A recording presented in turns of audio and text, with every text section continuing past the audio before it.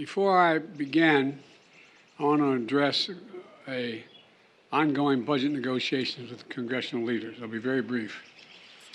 Speaker McCarthy and I have had several productive conversations, and our staffs continue to meet as we speak, as a matter of fact, and they're making progress. I've made clear time and again defaulting on our national debt is not an option.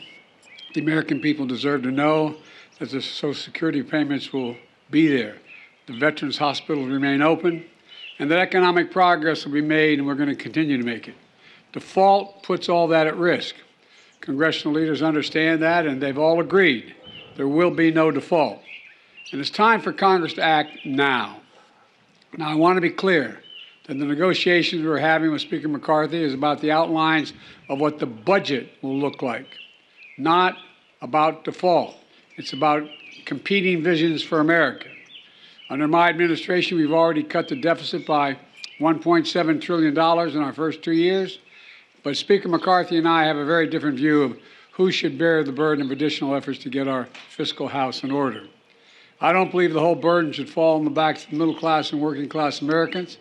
My House Republican friends disagree. Instead, Republicans passed a bill that would make huge cuts in important programs that millions of working and middle class Americans count on. Huge cuts in the number of teachers, police officers, Border Patrol agents, and increased wait times for Social Security claims. And I won't agree to that. I put forward a proposal that will cut spending by more than $1 trillion that freezes spending for the next 2 years. That's on top of the nearly $3 trillion in deficit reduction I previously proposed through a combination of spending cuts and new revenue raisers.